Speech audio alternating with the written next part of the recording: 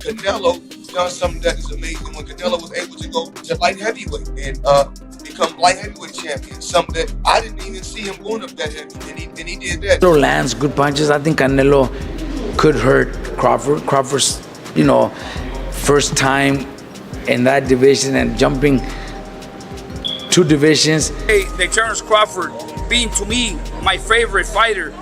I mean, the best fighter pound for pound can be Canelo. I mean, a 147-pounder moving up to 68.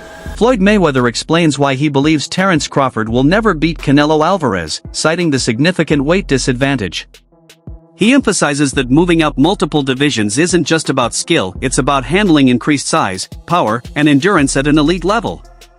Canelo has fought naturally bigger opponents throughout his career, while Crawford is entering unfamiliar territory. Mayweather suggests this size gap will be too much for Crawford to overcome, despite his technical brilliance. Because of the weight disadvantage. I can't go all the way up to 180 or 190 pounds.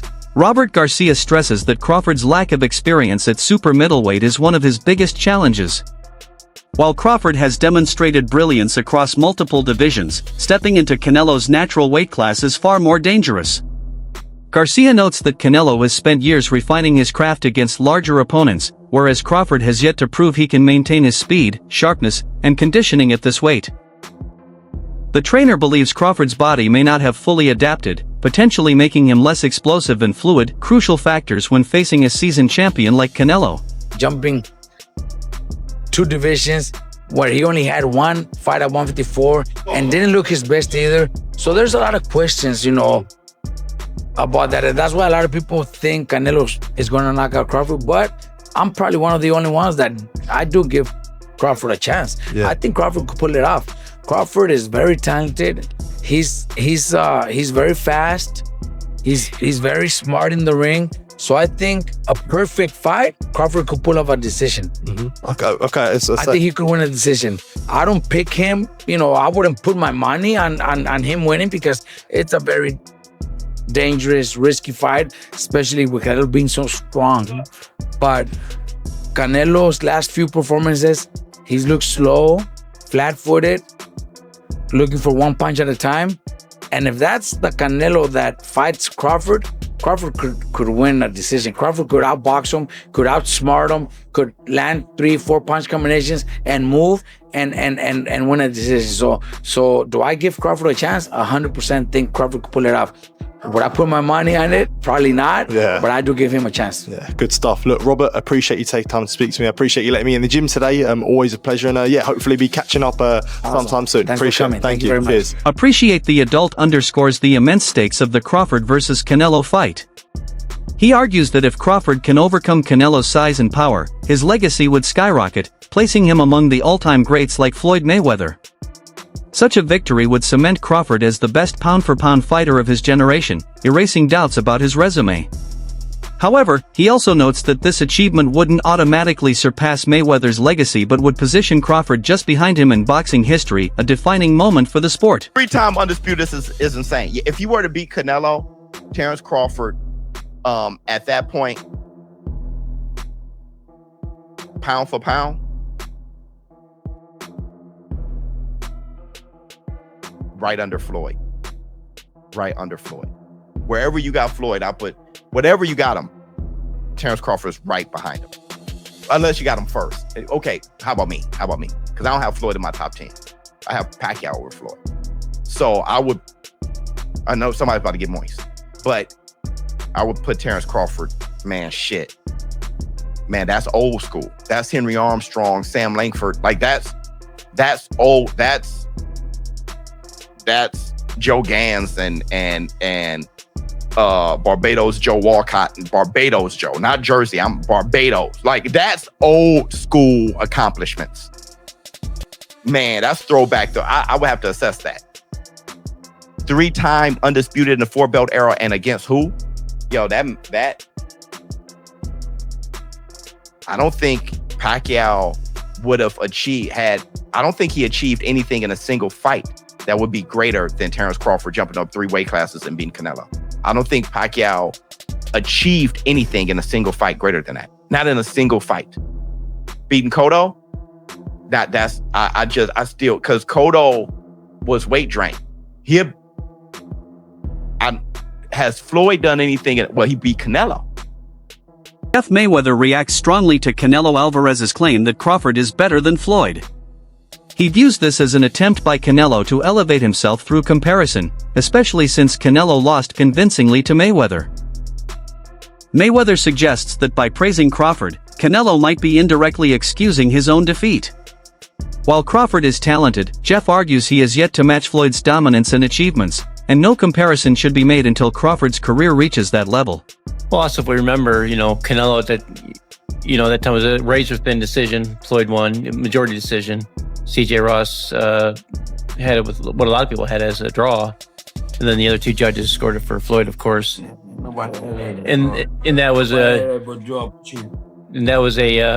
Floyd at the top of his game with a very green Canelo with very little experience, and he took him, into deep waters. So yeah, what was Canelo? What, 20 something? 20 what? 23, 25? Yeah, very very young in the game, obviously. Yeah, very young. He had more fights than Floyd, and he lost. Yeah, but man, that was 30-something years old, 36. But Floyd was clearly at the top of his career, and Canelo had fought a lot of people. But how you at the top of your career in your prime? You in your prime? You ain't in your prime when you're at 36. That's not your prime. Did he lose? I mean, your prime is in your 20s. It's different for different people. Yeah, okay. Well, and that's why Canelo is saying what he's saying. To make himself look like he did something great. Joel Diaz dismisses Crawford's chances outright, citing the overwhelming size difference. He reminds that Canelo has faced heavy hitters with power and durability, absorbing punches from fighters like Gennady Golovkin. Diaz questions how Crawford, who has fought mostly smaller men, can inflict serious damage on Canelo.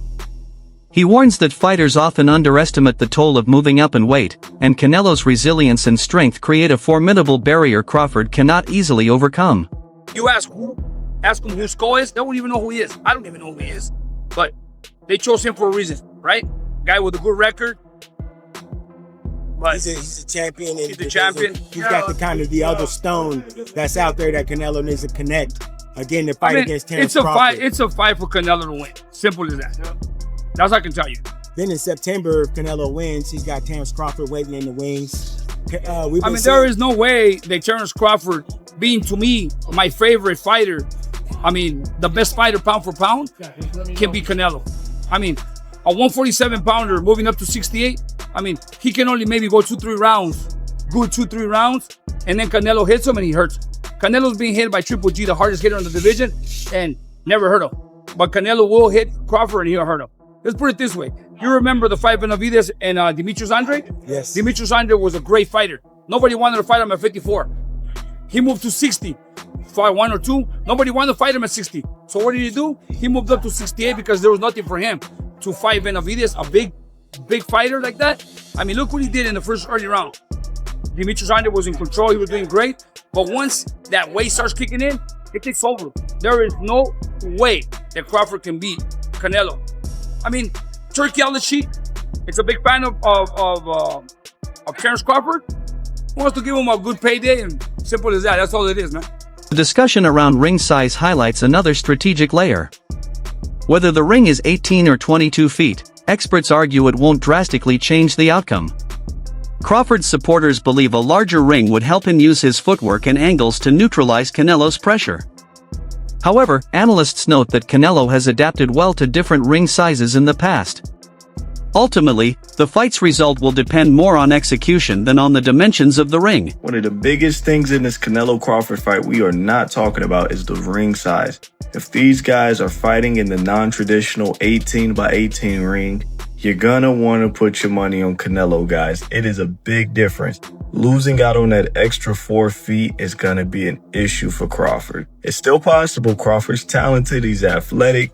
He has all the potential in the world to pull off a crazy upset here. No matter the ring size, it don't matter. Terence Crawford's that brilliant, he's that excellent. But I'm gonna tell you, man, losing out on that 4 feet is gonna hurt his odds. It's the same thing with 22 feet. Like I said, I don't know what ring they're going with, but if it is in the 22 feet, it's gonna hurt Canelo's odds by a pretty decent margin. Maybe not as much as it's gonna hurt Crawford odds in the 18, but it's still gonna hurt it. You're giving Crawford an extra 4 feet to pivot, maneuver, slip, bob, weave, do whatever he wants.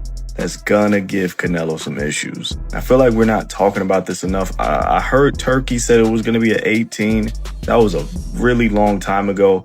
Like I said, I don't know if they've confirmed what it's gonna be quite yet, but I think it's interesting. Once we get the official announcement, you guys, that's when you place your bets. Crawford's dominant victory over Errol Spence has bolstered confidence in his chances against Canelo. The win showcased his timing, adaptability, and ruthless finishing. However, analysts caution that Spence, while talented, is not as physically large as Canelo. They point out that Crawford has yet to face bigger fighters like Israel Madrimov, whereas Canelo has handled larger opponents and remained competitive. The concern is whether Crawford's skills will translate effectively against a physically dominant super middleweight. Hey y'all, the simple real fact is, Terence Crawford never looked that good fighting anybody but Errol Spence. Another real fact is, y'all put too much on Errol Spence versus Terence Crawford. Y'all act like he just beat fucking Jesus or Thanos or something. Okay, I get it. Errol Spence was that guy. He beat him. He dominated him. He won that fight. But y'all take that and y'all put so much on that fight, but then y'all look at the Madrimov fight and say, he was a tricky fighter. He's hard for anybody. No one can beat Madrimov. He's the second best fighter in the world because he went 12 rounds with Crawford. Not the case. Y'all put too much on the Errol Spence fight and y'all don't put enough on the Madrimov fight. Then we go back to Canelo. Y'all say Canelo, he don't stop nobody. When last time he knocked nobody? If he can't knock out Berlanga, he's not gonna knock out. If he can't knock out him, he's not gonna knock out Crawford, bruh. Just like Crawford went up to 54 and he couldn't get a knockout. Canelo has went up to 75. He couldn't knock out Bivol. He went up to 68. And those guys are way bigger. He's fighting guys way bigger than him. Crawford could knock out Madrimov because he's his size. So you think he gonna knock out Canelo? He's bigger than Canelo. Bro, Canelo got a granite chin. I don't know if y'all know the Canelo. The only people who's saying that Crawford's gonna knock Canelo out is people who has to be casuals. They probably have not watched a fight since the Tank last fight, or they probably ain't watched a fight since the Errol Spence versus Bud Crawford fight, because I'm pretty sure a lot of y'all niggas didn't even see that Madrimov fight. Y'all just synced it and y'all running with it. Cut it out. Abe Rosado reflects on Canelo's loss to Floyd Mayweather, calling it a pivotal moment in his career. At that time, Canelo was still developing and lacked the experience to face a defensive master like Floyd. Rosado argues that this loss was a valuable lesson, shaping Canelo into a more confident and refined fighter today. Since then, Canelo has grown, learned to handle different styles, and become more dangerous factors Crawford will have to contend with against a more seasoned, battle-tested Alvarez. Could be too soon for Xander, but who knows, man? I mean, who knows? Yeah, absolutely.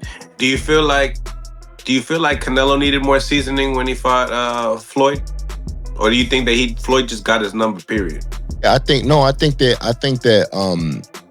he was very inexperienced when he fought Floyd. You know, he's a different fighter, but see, everybody's different. That fight is what made Canelo become the fighter that he is today. So, you know, that's why boxing, man, is like when they shame guys for losses, it's like, man, you just got to really see how a fighter bounces back from a loss. It's like, because, you know, when Canelo lost to Floyd, there was a lot of things that Canelo learned in that fight that he added to his game. Next thing you know, Canelo started moving his head and his counters got better and his speed, and he understood timing. He understood how to like break guys down differently because he learned that off Floyd. So I think it was a good learning experience for Canelo. And then, you know, I think that kind of fight is gonna help him in the Crawford fight.